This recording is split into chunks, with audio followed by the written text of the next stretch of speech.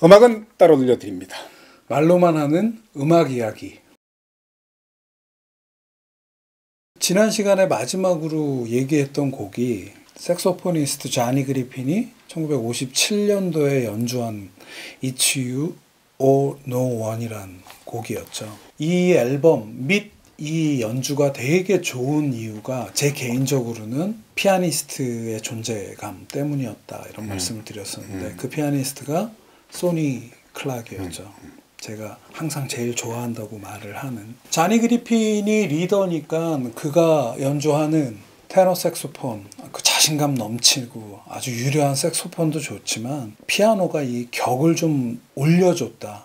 혹은 그 리더의 마인드에 딱 맞는, 딱 알맞는 정도의 그러면서 이 피아니스트 자신이 빛나고 있다. 이런 느낌을 이 연주를 들으면서 받게 되는데, 소니 클락은 이제 꼬리에 꼬리를 무는 재즈 이야기 하면서 제가 25번째 꼬리에 꼬리를 무는 곡으로 한번 소개를 한 적이 있었죠. 블루스 인 더 나잇이라는 앨범이었고요. 그 앨범에서 댄싱 인 더 다크, 굉장히 스윙감 넘치는 피아노 트리오 연주로 한번 소개를 한 적이 있었는데, 소니 클락에 대해서 잠깐 이야기를 하면 1931년생인데 20살 즈음에 LA의 뭐 고모님 댁인가로 이주를 하면서 LA에서 음악을 시작해서 여러 선배 뮤지션들의 사이드맨을 하다가 57년도에 1월 달인가 뉴욕으로 진출을 해서 사이드맨을 막 여러 아티스트들한테 불려서 녹음을 하다가 블루노트 레코드에 눈에 띄는데 그게 이제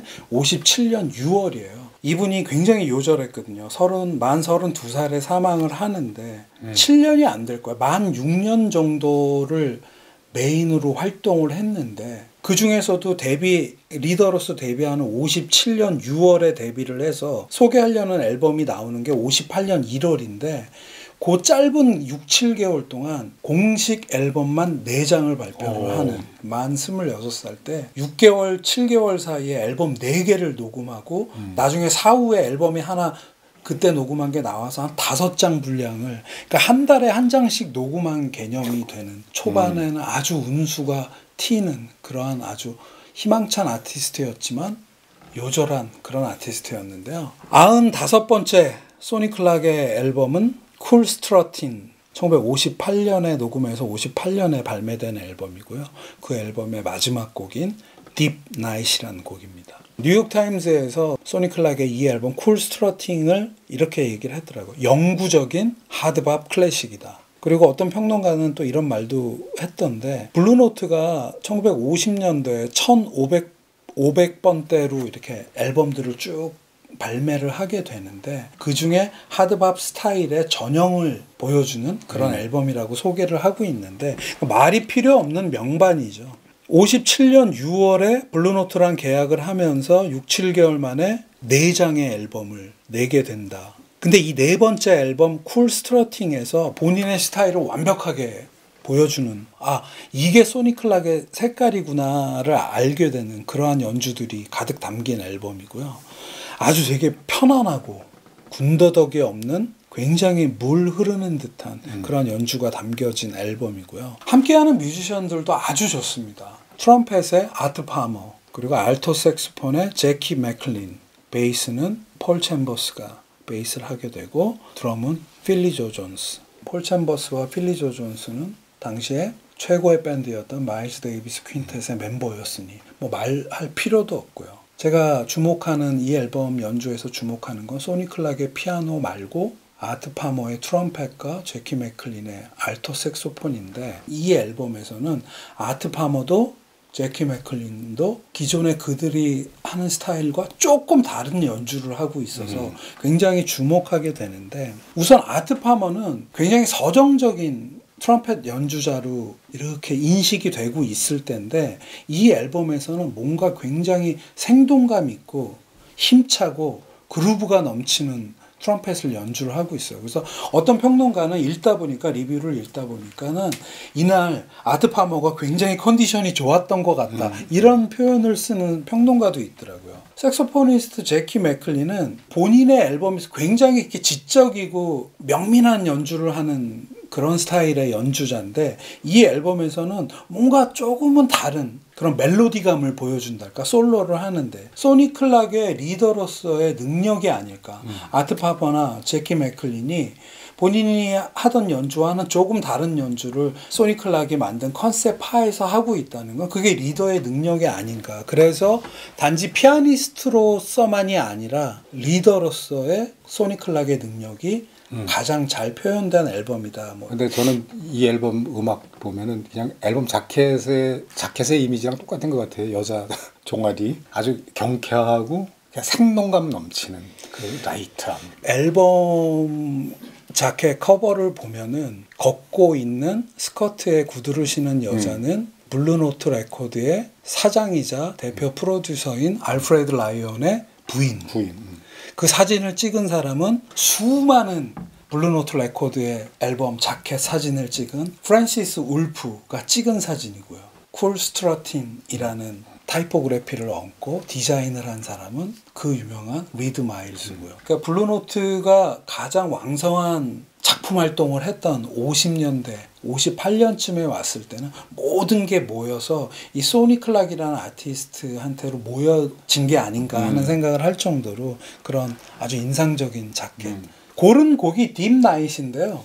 굉장히 깔끔하고 정갈한 하드밥이고 재즈의 기본 요소라고 할 수 있는 스윙감. 이 앨범의 프로듀서인 알프레드 라이온이 넷플릭스에 있는 다큐에 보면은 이 독일 출신이기 때문에 스윙을 슈윙이라고 발음을 했대요. 그래서 그 다큐멘터리 제목도 슈윙이거든요. 그 알프레드 라이온이 항상 여러 테이크를 연주를 하고 나면은 뮤지션들이 녹음할 때 제일 좋은 게 그 소위 말하자면 영상으로 따지면 오케이 컷을 어떤 걸 골랐냐면 슈윙 하고 있는 걸 골랐다고 하는데 이 앨범을 녹음했을 때 가보지는 않았지만 이 테이크가 끝나고 이거다 했지 않았을까 할 정도로 재즈는 스윙해야지 하는 알프레드 라이온의 철학처럼 굉장히 스윙감 넘치는 연주이고요. 그러니까 도입부부터 한 2분 넘게 피아노 솔로가 그렇게 신나고 경쾌할 수 있을까? 어떻게 말하면 약간 댄스 뮤직 같은 그러한 그루브가 있지 않나 하는 생각을 하게 되고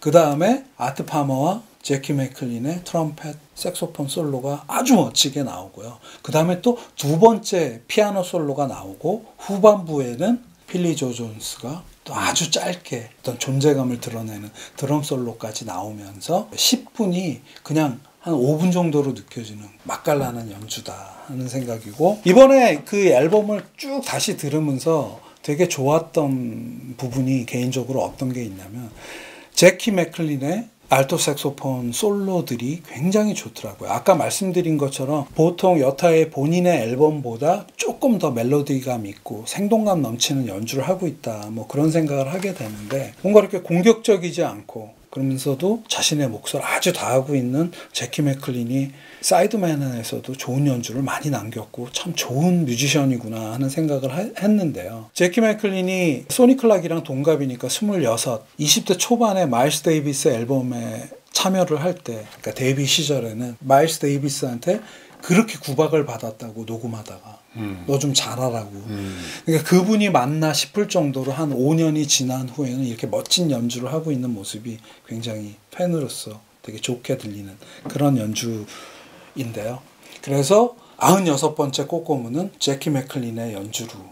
그래서 제키 맥클린의 여러 그 리더 앨범들을 들으면서 어떤 곡으로 할까 하다가 제키 맥클린 하면 제가 개인적으로 좋았던 그의 색소폰 연주가 뭐지 하다가 그의 사이드맨 작 중에 또 다른 사이드맨 작 중에 제키 맥클린이 가장 제키 맥클린 같지 않았던 좀 다른 제키 맥클린을 느낄 수 있는 그런 연주를 96번째 꼬꼬무로 정해봤는데요. 피아니스트 멜 왈드론의 앨범이고 Left Alone이라는 앨범이고요. 1959년 앨범인데 타이틀곡 A면 첫 번째 곡인데 Left Alone을 꼬리를 한번 물어보겠습니다. 피아니스트 멜 왈드론이 1959년에 낸 앨범인데 이 앨범 속의 여러 곡들이 다 전체적으로는 피아노 트리오 앨범인데요. 이 첫 번째 곡 Left Alone이라는 곡만 색소포니스트 제키 맥클린이 참여를 하고 있는데요. 굉장히 가슴 절절한 알토 색소폰 연주를 들을 수가 있습니다.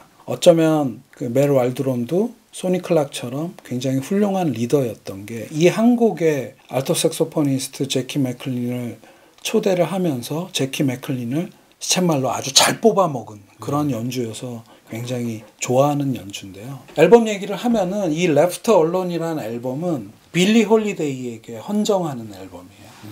그러니까 멜 왈드론이 1953년부터 그러니까 굉장히 젊은 시절부터 빌리 홀리데이의 피아니스트를 했고 빌리 홀리데이가 1959년에 사망을 하게 되는데 이게 59년 녹음 앨범이잖아요. 빌리 홀리데이의 마지막 피아니스트로서 굉장히 유명한 분인데요. 이 앨범을 녹음한 건 빌리 홀리데이가 사망하기 몇 개월 전이기는 한데 결과론적으로 이 앨범은 후배 피아니스트가 빌리 홀리데이에게 바치는 아주 그냥 절절한 애도가 담겨 있는 앨범이라고 말해도 과언이 아닐 것 같은데 이 레프트 얼론이라는 곡은 빌리 홀리데이와 멜 왈드론이 함께 공동 작곡한 곡이래요. 그러니까 설명을 보니까 함께 대륙 횡단하는 비행기 여행을 하고 있었는데 비행 중에 빌리 홀리데이가 이 곡의 어떤 멜로디와 가사를 떠올렸고 비행기가 도착했을 때는 작곡이 끝나 있었다. 뭐 이런 얘기가 있더라고요. 그래서 근데 정작 빌리 홀리데이는 이 레프트 얼론이란 곡을 녹음한 적이 없어요.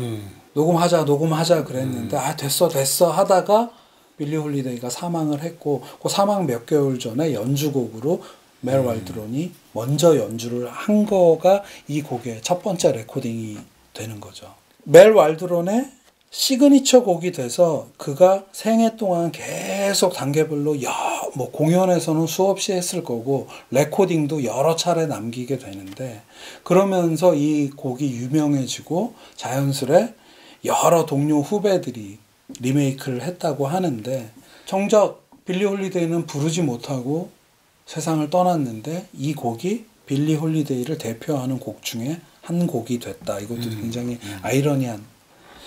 그래서 이 레프트 얼론이란 곡이 여러 연주가 멜 왈드론이 한 훌륭한 연주들이 많은데 제가 굉장히 좋아하는 한 버전이 있어서 레프트 얼론 이 곡에 멜 왈드론이 연주한 버전을 한 곡 더 꼬리를 물어보려고 하는데요. 97번째 꼬꼬무는 레프트 얼론의 또 다른 연주 오랜 세월이 지난 후 이 1959년으로부터 43년이 지난 후에 멜 왈드론이 한 연주로 골랐습니다. 아치 셰프이라는 색소포니스트와 함께한 듀오 앨범인데요. 아치 셰프가 멜 왈드론의 레프트 얼론 리비지티드라는 앨범이고요. 2002년 레프트 얼론을 다시 연주한 걸 골랐는데요. 멜 왈드론이 2002년 12월에 돌아가세요. 77세로 돌아가시는데 마지막 유작이 된 앨범이 이 레프트 얼론 리비지티드. 그러니까 젊은 시절부터 빌리 홀리데이를 추억하면서 이분이 계속 살았던 것 같아요. 그러니까 마지막 유작도 빌리 홀리데이를 추억하는 앨범이 유작이 됐다는.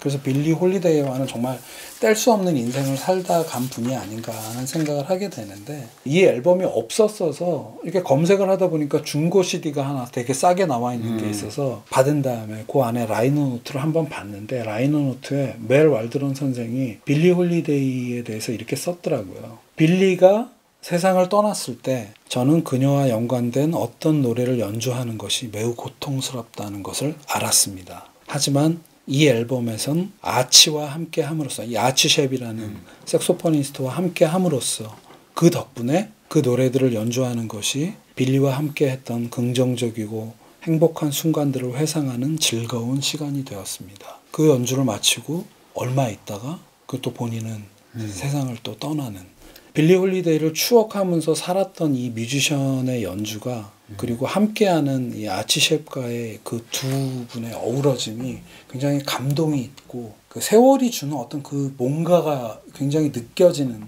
그러한 연주라는 생각이. 이거 뒷얘기가 정말 뭉클하네요. 네. 그러니까 뭐 이렇게 슬픔, 애도, 아픔 막 그런 게 아니라 산전수전 다 겪은 두 레전드가 이렇게 굉장히 솔직하고 직설적이면서 뭔가 이렇게 구구절절함도 배제하고 꾸미고 이런 것도 없이 그냥 툭 하고 두 분이서 그냥 이렇게 뱉는 그런 연주가 담겨 있고 그게 빌리 홀리데이란 위대한 불세출의 보컬리스트에 대한 헌사라는 게 굉장히 감동이 있는데요. 이 레프트 언론의 2002년 이 버전을 들어보면은 우선 멜 왈드론의 피아노는 굉장히 담담하고 잔잔해요.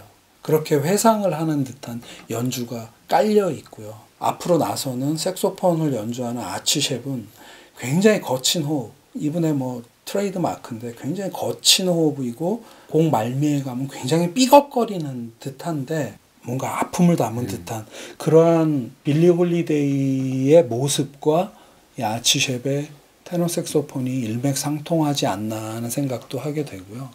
아무튼 듣다 보면 와 이건 진짜 어른들의 연주다 그런 생각을 좀 하게 됐는데 결론적으로 말씀드리고 싶은 거는 재즈라는 음악이 가지는 특별함이 이런 연주들에 있는 게 아닌가 하는 생각을 하게 되는데요.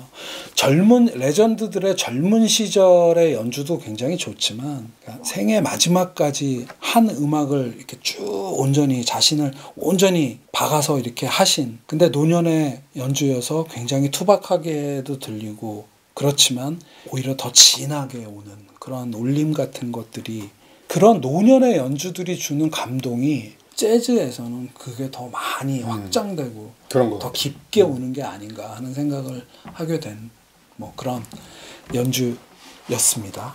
오늘 26번째 꼬꼬무는 여기서 마치겠습니다. 네!